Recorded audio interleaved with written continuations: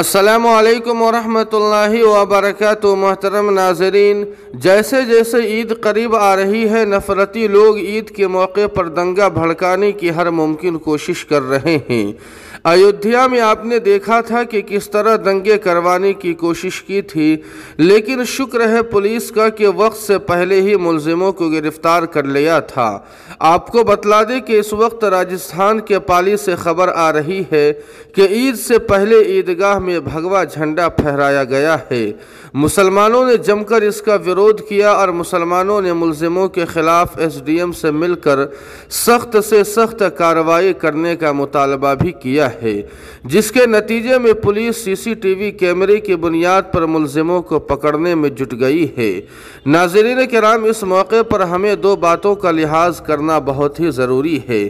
سب سے پہلے اللہ نہ کرے ایسے حالات عید کے دن بھی پیدا ہو جائیں، لیکن اگر یہ دنگائی عید کے دن بھی دنگا کرنے سے باز نہ آئے تو ہم سب سے پہلے پولیس پرشاسن کا سہارا لیں اور ان کو اس سلسلے میں ضرور انفارم کریں۔